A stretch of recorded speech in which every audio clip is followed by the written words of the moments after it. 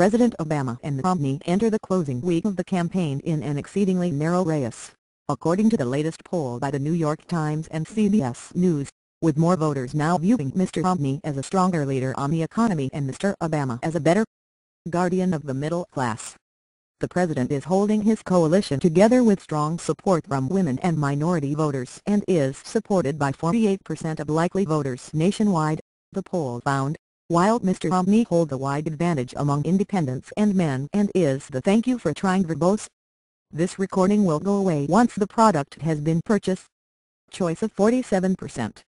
The race for the White House, which has been interrupted by the aftermath of Hurricane Sandy's deadly assault on the East Coast, is heading toward an uncertain conclusion. The president canceled another day of campaign events on Wednesday, while Mr. Romney has scaled back his events until the severity of the storm damage is assessed. In the final days, the most intense competition between Mr. Obama and Mr. Romney has narrowed to 7 states, but the national poll illustrates why the Romney campaign is working to expand the battleground and "thank you for trying" verbose. This recording will go away once the product has been purchased.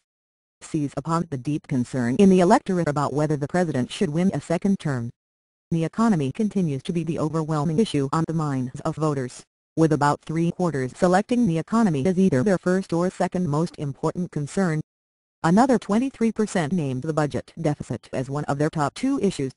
Most voters consider Mr. Romney the better candidate to deal with both of those challenges.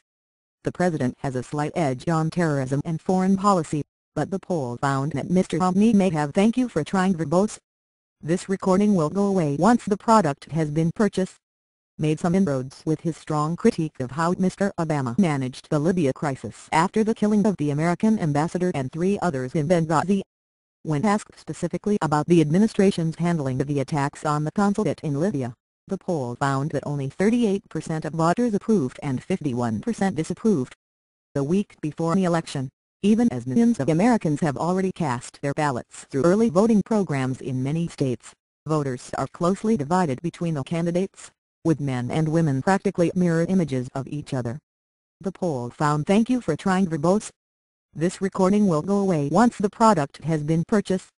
That Mr. Obama is supported by 52% of women and 44% of men, while Mr. Romney is preferred by 51% of men and 44% of women.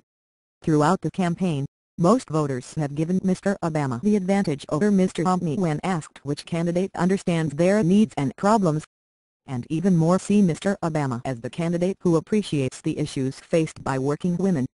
2/3 of voters, both men and women, said Mr. Obama understands the problems of women in the workforce, while 46% said the same about Mr. "thank you for trying" verbose.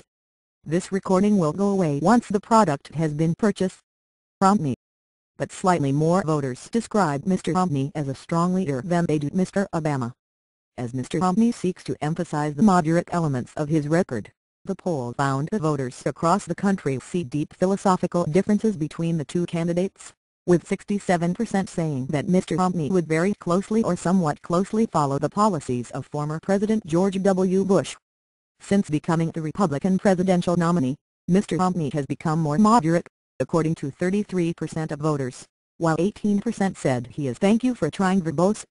This recording will go away once the product has been purchased. Move more to the right. Among those who say Mr. Romney's positions have become more moderate, 42% still say he is too conservative, 44% say his political values are about right, and 11% say he is not conservative enough. The poll was conducted in the days before Hurricane Sandy hit the East Coast. The telephone interviews were conducted Thursday through Sunday, although they were originally intended to continue through Tuesday evening. Though the survey was cut short by the approaching storm, all numbers in the sample were attempted at least once. "Thank you for trying" verbose. This recording will go away once the product has been purchased. The nationwide survey was conducted by landlines and cell phones to reach 898 adults, of whom 798 said they were registered to vote. The likely voter model includes voting history, attention to the campaign and likelihood of voting. Party identification for likely voters has been adjusted to its average in the 2 most recent polls by The Times and CBS News.